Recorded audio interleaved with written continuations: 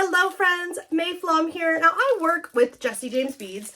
They make some really incredible bead strands and I've never done a video about this, so I wanted to pause a second here and talk about what I love about them, and we're going to make a super easy, quick bracelet as well.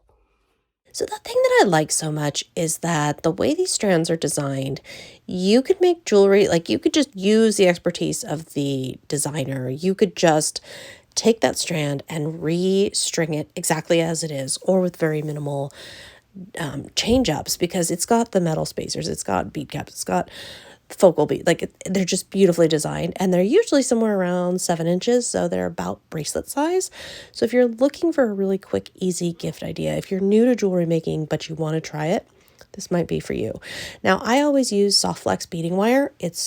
For me, it's the best. I have really good results with it. It's really easy to work with. I've never had issues with it, so that's my beading wire, and it comes in lots and lots of colors. So if you want to get a little funky with your beading wire, this is your opportunity. Now all you're going to do is take a crimp, and I like to start at the lobster end because I just find it's easier to work with starting there. So I'm just taking the little crimp tube and I'm putting the wire through it, so it's back and through. So that's how the clasp will hold on. Then you decide however big or small you want that little loop at the end. You want enough room to wiggle around a little at least. Then you're going to take crimping pliers and just crimp it so that each wire is in its channel, then kind of work your way around to just really firm up and secure this. Now there are also little covers that you can put over the crimp if you would like. That's optional or not. The other thing we're going to need is a little bit of chain, which you can see I've got like 2 inches of chain there. Then we are going to clip the bead strand loose and get to stringing. So I am restringing exactly in order.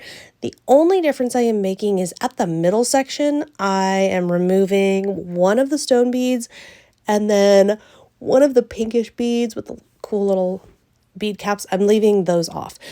And it's 2 reasons. Number one, I wanted to shorten this a little bit.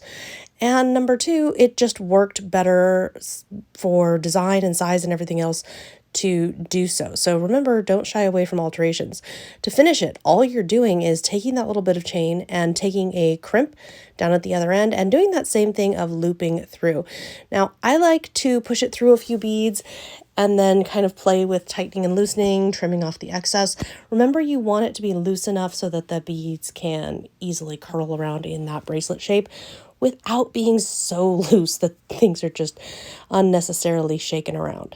So now I've got that little chain bit there and the bracelet's done. Or if you're like me, I'm going to take a little head pin and make a little wire loop on one end of it, string some of those beads. So I just took the bead cap and then the little pinkish beads, or excuse me, pinkish bead caps, and put those on the end there. I just like to have a little dangle on my bracelet. I just think it's really fun. So, and then I'm just wire wrapping around. If you want to see a video on wire wrapping or anything else with jewelry making, just feel free to let me know. This is honestly super easy and very giftable. As you can see, it turned out super cute. It could be gifted, I suppose, but I love the colors, and I love having a little dangle. Making it adjustable is definitely one of my favorite things, because then if I'm keeping it, you know what? I have a gnarly wrist with an old injury that sometimes swells up. If my bracelet's adjustable, it doesn't matter where I'm at. I can always wear it. And so I really appreciate that. Also, if I'm gifting it to someone, I don't always know their exact measurements or how loose or tight they might like to wear the bracelet. So keeping it adjustable definitely helps with that. Thanks so much for tuning in. I'll see you next time.